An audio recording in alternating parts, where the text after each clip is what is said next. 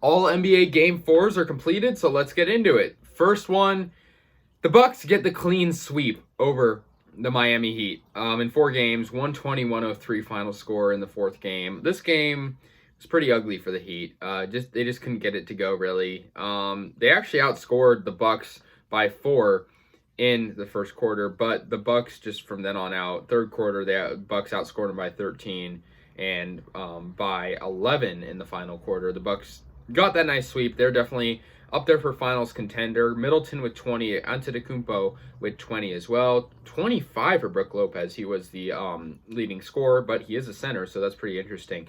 11 for Drew Holiday, 22 for Bryn Forbes coming off the bench, and 13 for Bobby Portis coming off the bench. Obviously, they were winning for a good portion of this game, so more bench time. Giannis played a good amount of the game, but they were able to give bench time as well.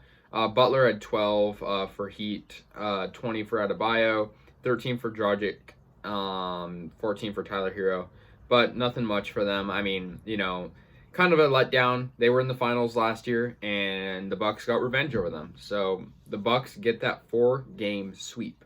So yeah, they win that series, and they're going to advance to the second round. Now this next game and series in general is really interesting. Clippers and Mavericks. So the Mavericks were up 2-0 in this series, and everyone was saying, the Clippers can't come back. They're not playing well. Well, now it's game 4, and they've since tied up the series 2-2.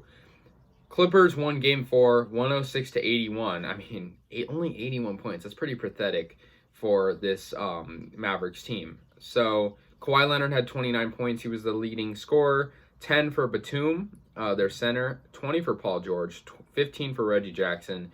Besides that, not many came up for the Clippers, but still, really good win for them at 106.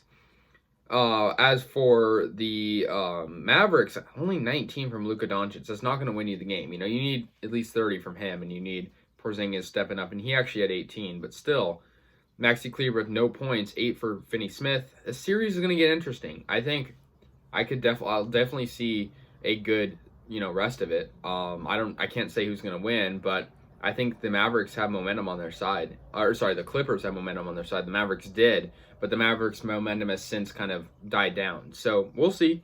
Series is tied 2-2. Now this next one, the Nets and the Celtics, it's kind of getting a little bit drama-filled. Because Kyrie has obviously came back to his old team, right? He's up 3-1 right now, him and his team. And a bottle was actually thrown at him by a fan because he stepped on the Celtics center court logo. But that's besides the point. The Nets get the 141-126 victory. They go up 3-1 in the series. I think most people expected this. I mean, the Celtics are a good team, but the Nets are a great team. Kevin Durant with 42 points, 39 for Kyrie Irving, 23 for James Harden. So that big three, just putting on a show. I mean, 141 points total, and that's a big portion of it. Jason Tatum played well. He had 40 points, but obviously not enough, especially when you're playing a team like the Nets. They go up 3-1 in the series. I think it's pretty much safe to say the Nets will take the series, but, Celtics, they had a good win, but in that one game, but still nothing really going for them. So 141-126, getting a little bit ugly, but the Nets, they're on a mission, and yeah, this next game, the Nuggets and the Trailblazers. Now, this series is shaping out to be interesting, too, because we have another 2-2 tie. Blazers win Game 4, 115-95. And obviously, the Nuggets last year had a very interesting playoff run where they, were down 3-1 in multiple series and stuff like that.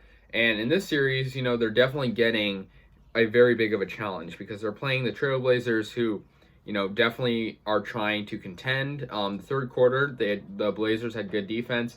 36 points scored for them as well. For the Blazers, 29 for Norman Powell. Lillard only had 10 actually, but he did have 10 assists, which is good for him. So a double-double, but it wasn't needed. I mean, CJ McCollum had 21 points, 29 for Norman Powell, like I said, and 17 for Nurkic. And I mean, you're holding a really good scoring team like the Nuggets down to 95. That's pretty good. And you're scoring 115. That's good defense. So yeah, Jokic had 16 only. So, they needed a bigger game from him. Campazzo had 12, but nothing really else for them. So yeah, next game, the Wizards were facing elimination, down 3-0 in the series, and they got a 122-114 victory over the 76ers in the game 4. This game was in Washington. And this game, was all about Bradley Beal and Westbrook all playing really good. Rui Hachimura had 20 points, which is good. Also 13 rebounds. He actually played 42 minutes. So double-double for him. I mean, you're facing elimination. They're going to try everything they can do to try to stay alive, and that's what they did. Obviously, I know in my last one I mentioned that they're probably gonna get swept, right? I mean, they got dominated in the first 3 games, the Wizards, but I'll give them credit. They did play good in this, and obviously they're probably still gonna lose the series, very, very likely. But I mean, it was cool to see them win one. I mean, their defense was great in the third quarter, only holding them down to 19 points, the Sixers. But 13 for Simmons, 14 for George Hill, 21 for Tobias Harris, and Embiid only had 8. So superstar being limited is what you need to get the win, and that's what they did.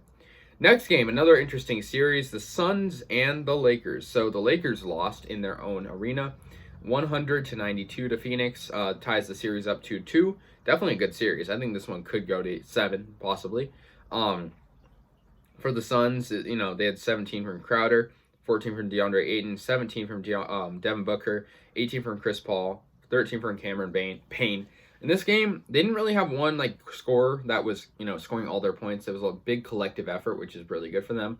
That's what they needed to take down LeBron and Anthony Davis. Anthony Davis was actually limited in this game. He was a little bit injured. LeBron had 25, but not enough when you're playing a team that just had collective scoring, tying up the series 2-2. Lakers did not play good in the second half, but I imagine they'll bounce back.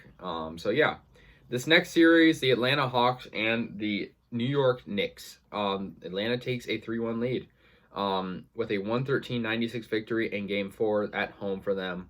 I mean, they're just playing like the better team. Julius Randle, he's good, but pretty overrated in the playoffs. 22 for John Collins for Atlanta. The leading scorer was obviously Trae Young. He's been great.